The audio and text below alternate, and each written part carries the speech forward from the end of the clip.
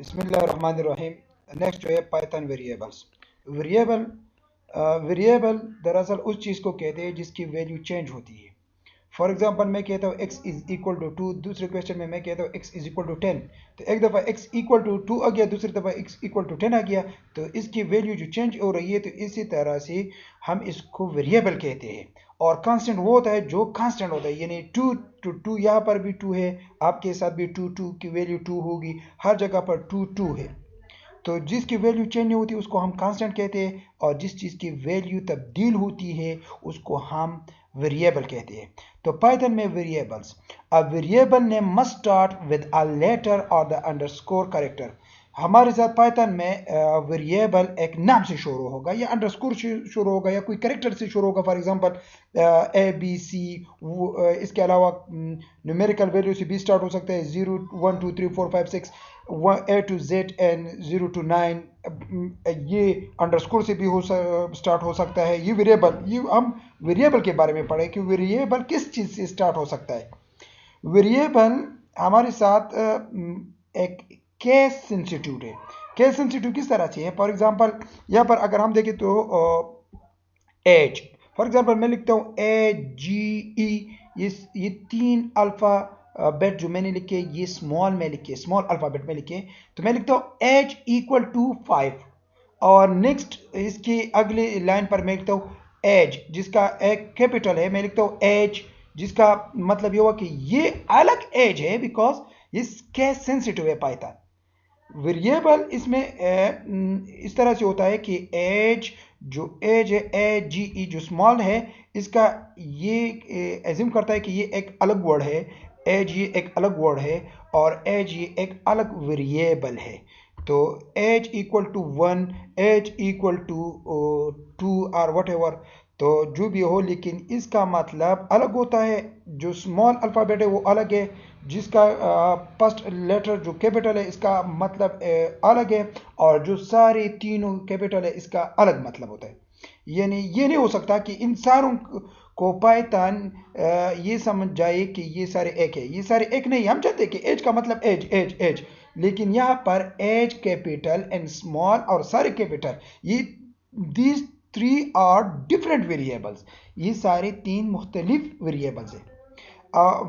इसके अलावा एक और बात, ये एक प्रिंसिपल्स है कि अ variable name can't start with a number, एक नंबर से स्टार्ट नहीं होगा।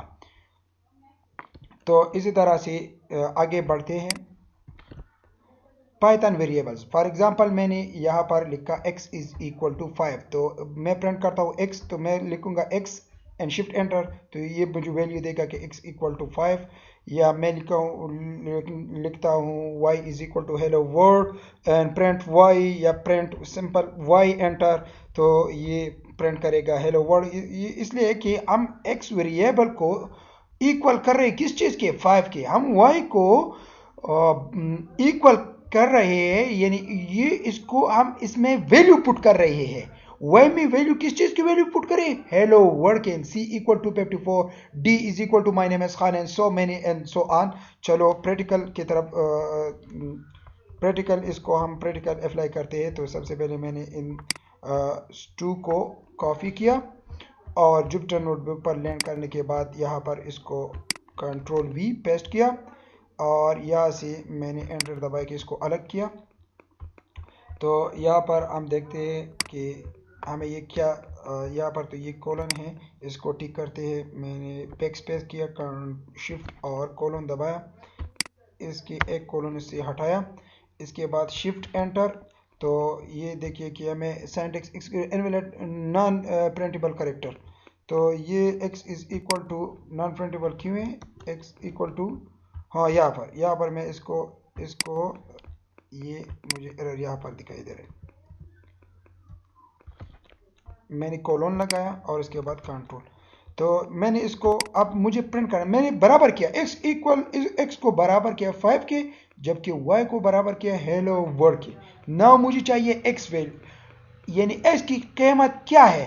तो x एंड शिफ्ट एंटर, तो ये देखिए x वैल्यू इक्वल 5, और मैं यहाँ पर प्रिंट करना चाहता हूँ y, शिफ्ट एंटर, तो ये देखिए y इक्वल टू y मैं लिखता हूँ, और उसके बाद y and shift enter, hello world.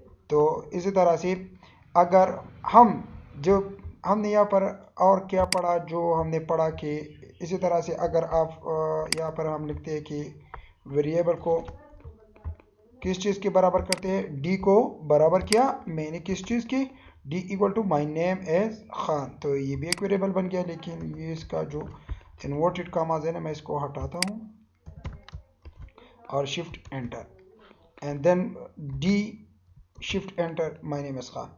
आप इस तरह से भी कर सकते हैं, print bracket open d bracket close. लेकिन उससे अच्छा ये है कि ये जुपिटर नोटबुक में बहुत आसानी है, तो आप यहाँ से इस तरह से कर सकते हैं जिस तरह मैं करता हूँ, यानी कंट्रोल शिफ्ट एंटर।